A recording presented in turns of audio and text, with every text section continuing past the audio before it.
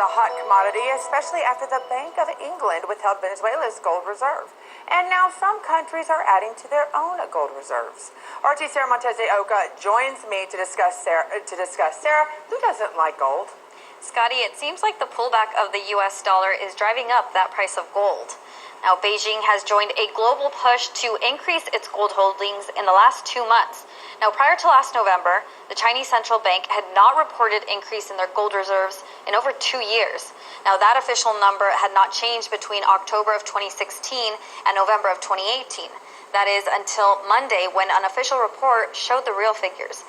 According to data from the People's Bank of China, Beijing's national gold reserves rose by nearly 12 tons in late January to 1,861 tons. Now, since gold prices surged, China's foreign exchange reserve rose in value by $15.2 billion in January to a whopping $3.088 trillion. A senior market analyst told the South China Morning Post that geopolitical risks in the world, from the U.S.-China trade war to Venezuela, are driving China's interest in buying gold as a safe haven hedge.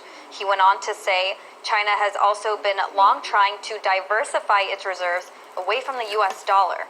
Now, other countries are doing just the same and looking to other commodities or alternatives for payment. The top 10 central banks with the largest gold reserves have remained mostly unchanged for the last few years. According to data from mid-2018, the U.S. holds the #1 spot with over 8,000 tons of gold. That's nearly more than the next 3 countries combined.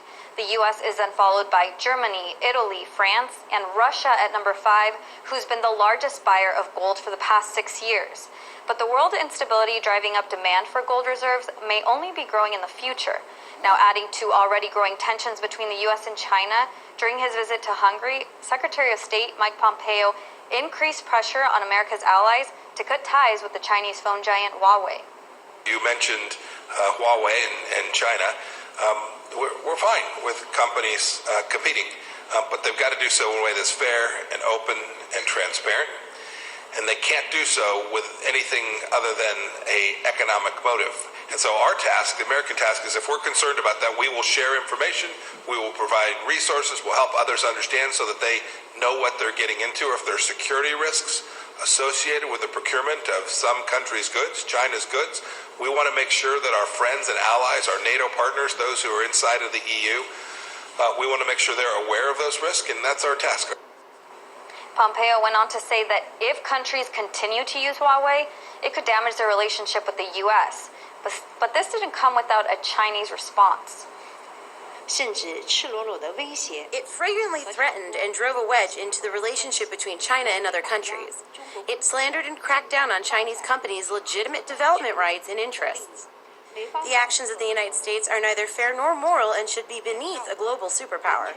We believe that most countries can identify the true intentions of the U.S. and its nature of bullying. Everyone can see this clearly. Pompeo delivering the message in Hungary might have been a tactical one, especially since it's a NATO ally and a member of the European Union. Now, the tech giant does do about 40% of its business in Europe, but we'll see if America's European allies heed Pompeo's warnings. Well, Sarah, that's some strong words being used, bullying versus America. Is this the first time that you can remember that you have found that the United States government is calling out a specific company that's in a part of another country? We actually saw this a few years ago with Russiagate, when the U.S. government accused the antivirus Kaspersky, the Russian antivirus, of being a national security risk, saying they were working with Russian spies. Now, they blocked the antivirus from being used on U.S. government computers.